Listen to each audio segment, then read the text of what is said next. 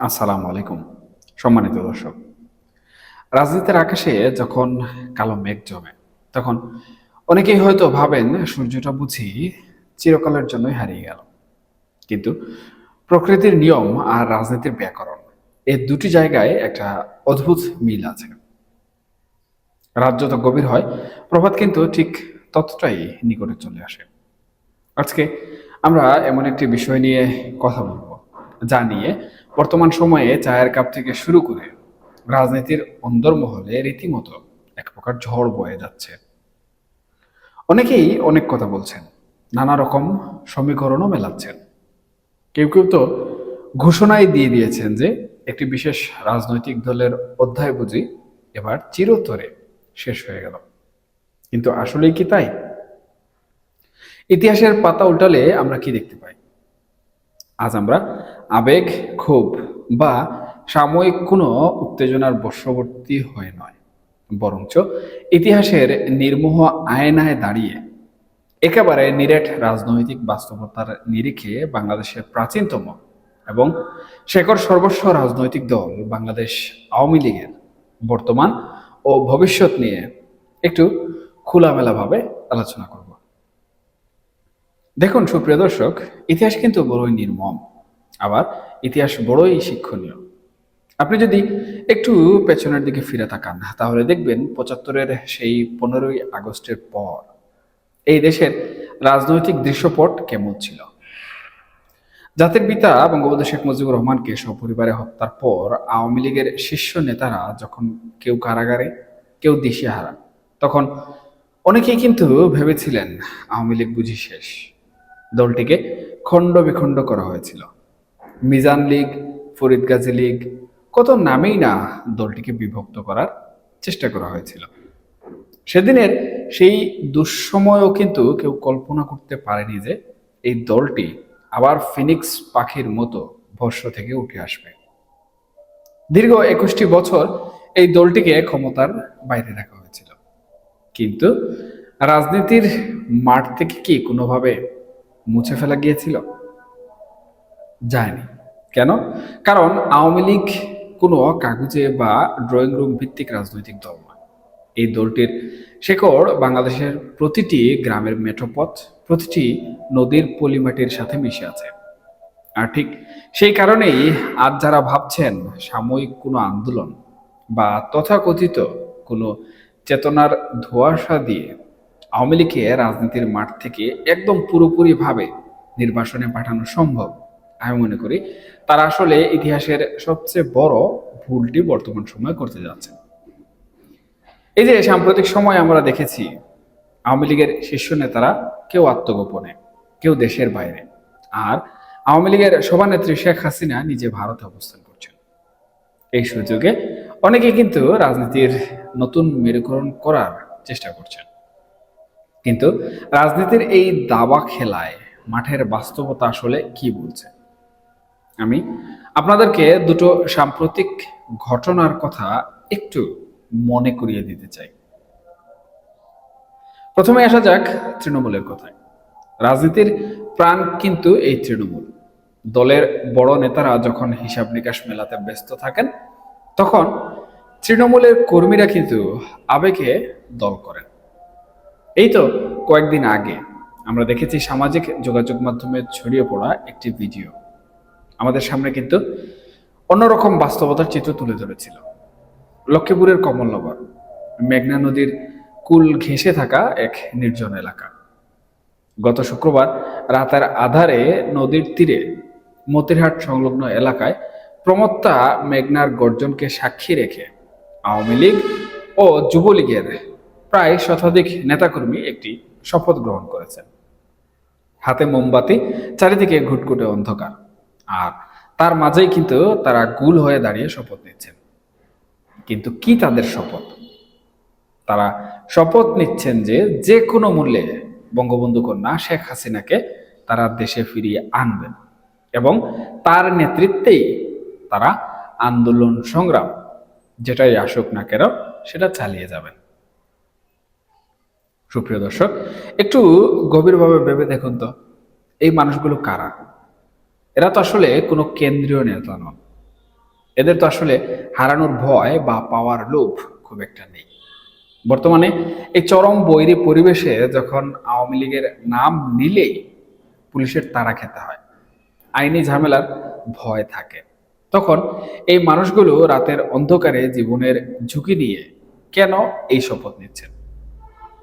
এই একটি ঘটনায় কিন্তু প্রমাণ করে যে আওয়ামী লীগের যারা সাধারণ কর্মী, যারা দলের প্রাণ ভোমরা, তারা শেখ হাসিনা ছাড়া অন্য কাউকে তাদের নেতা হিসেবে মানতে বিন্দু পরিমাণও কিন্তু প্রস্তুত নন।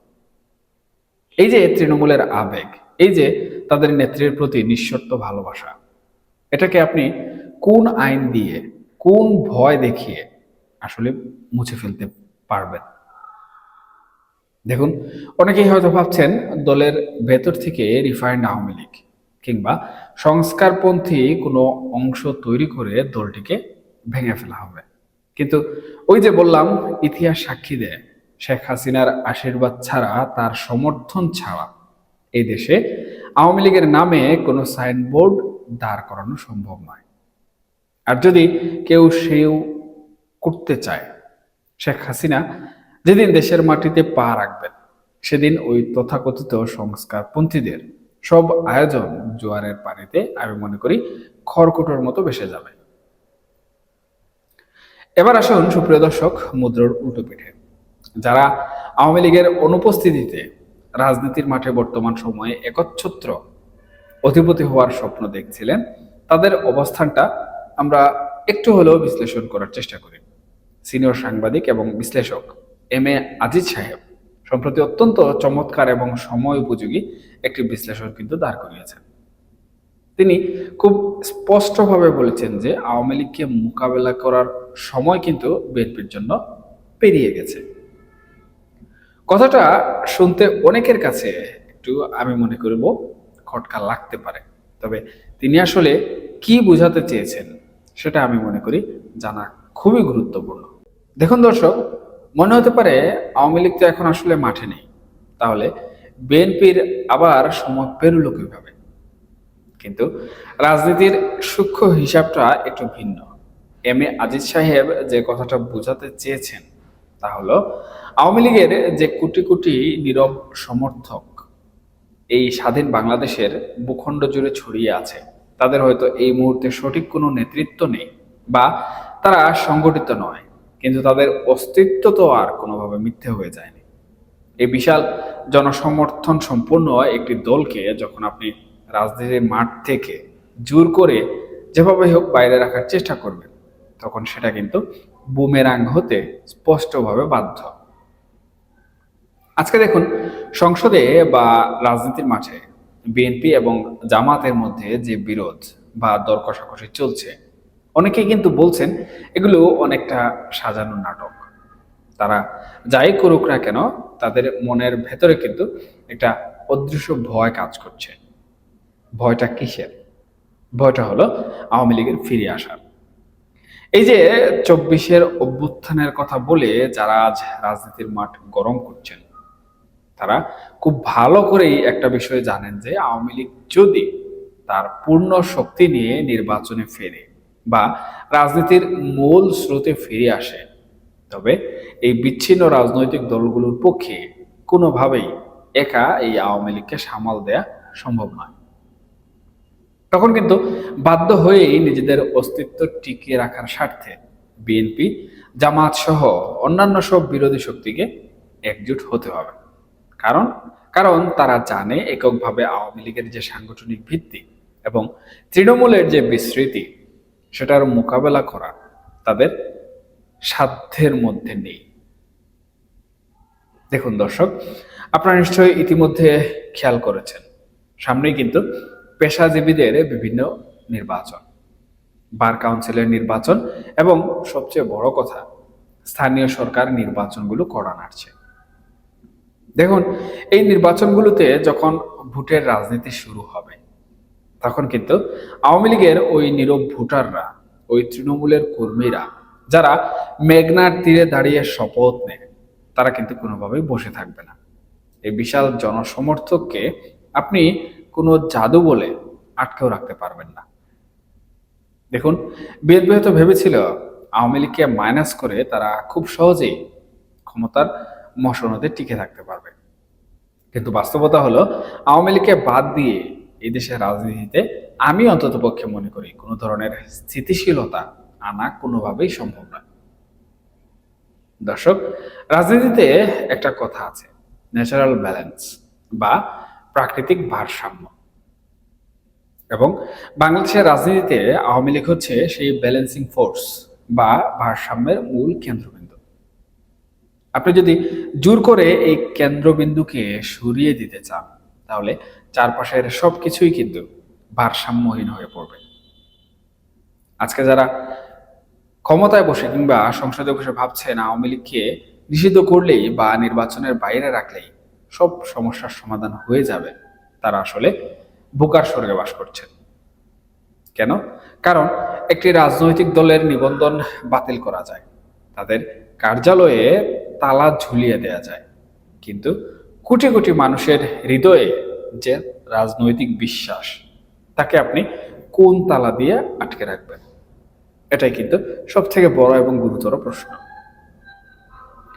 লক্ষ্মীপুরের ওই যুবলীগ নেতাদের মোমবাতি হাতে শপথ নেওয়াটা কেবল একটি ভাইরাল ভিডিও নয়, ওটা আসলে একটা অশনি সংকেত ওই সকল রাজনৈতিক দলগুলোর জন্য যারা আওয়ামী লীগের মৃত্যু ঘণ্টা বাজানোর খোয়াব দেখছেন প্রতিনিয়ত।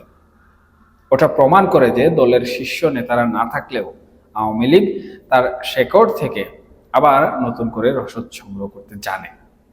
আর ঠিক এই জায়গাতেই অন্যান্য দলের সাথে আওয়ামী লীগের কিন্তু মূল পার্থক্য। অন্য অনেক দল ক্ষমতার উচ্ছিষ্ট থেকে জন্ম নিলেও আওয়ামী লীগ জন্ম নিয়েছে এই বাংলার মানুষের অধিকার আদায়ের সংগ্রাম থেকে। তাই সাময়িক সময়ের জন্য তাদের হয়তো স্তীমিত করে রাখা যায়, কিন্তু আমি মনে করি চিরতরে কোনোভাবেই এই আওয়ামী লীগকে বা এই সকল মানুষকে, এই সকল সমর্থককে শেষ করে দেওয়া যায় না। পরিশেষে একটা কথাই বলতে চাই, সময় সবকিছুর সেরা বিচারক। আজকে যারা ক্ষমতার দম্ভে বা সাময়িক অনুকূল হাওয়ায় গা ভাসিয়ে আওয়ামী লীগকে রাজনীতির বাইরে রাখার অলীক কল্পনা করছেন, আগামী দিনের ইতিহাস হয়তো তাদের জন্য বড় কোনো বিষয় লুকিয়ে রেখেছে। মেঘনার গর্জনের সাথে মিশে থাকা ওই তৃণমূল কর্মীদের শপথ আর কোটি কোটি নীরব সমর্থকের যে অটুট বিশ্বাস, এটাই আওয়ামী লীগের সবচেয়ে বড় শক্তি। আর এই শক্তির উপর ভর করেই আওয়ামী লীগ ফিরবে।